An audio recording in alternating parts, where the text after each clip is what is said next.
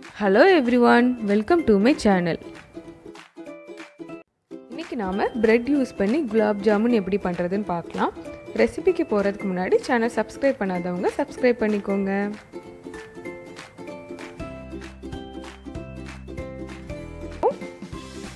முதல்ல சக்கரை பாகு ரெடி பண்ணிரலாம். அதுக்கு 1.5 கப் சுகர் எடுத்துர்க்கேன். 1.5 கப் தண்ணி எடுத்துர்க்கேன். சீனி நல்லா கரையிற வரைக்கும் நல்லா mix பண்ணிக்கலாம்.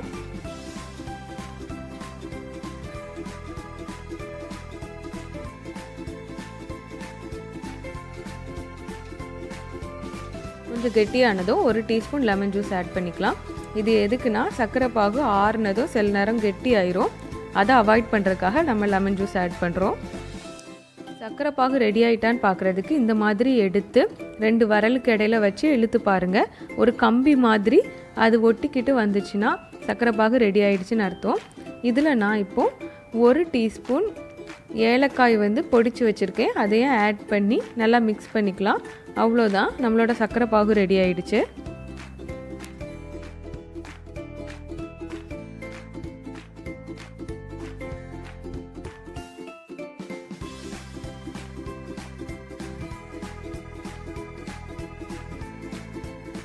அடுத்து பிரெட் ரெடி பண்ணிடலாம். இந்த மாதிரி பிரெட் எடுத்து அதில் சைடெல்லாம் நீங்கள் கட் பண்ணி எடுத்துக்கோங்க.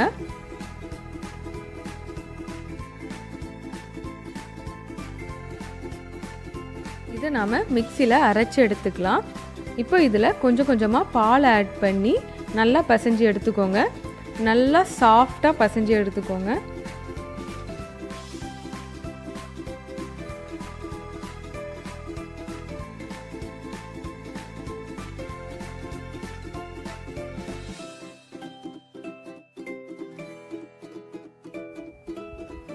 இந்த மாதிரி நல்லா சாஃப்டாக பசைஞ்சிட்டு இதிலேருந்து குட்டி குட்டி பால்ஸாக நம்ம உருட்டி எடுத்துக்கலாம்.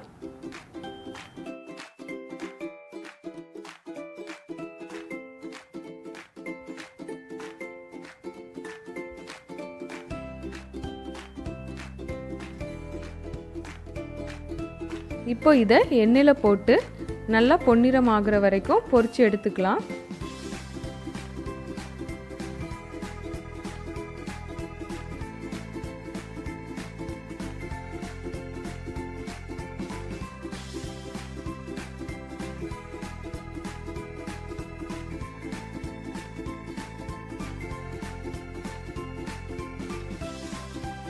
இப்போ இது ரெடி ஆயிடுச்சு. நம்ம இதை எடுத்து சக்கரை பாகுல போட்டு 1 hour வச்சுக்கோங்க.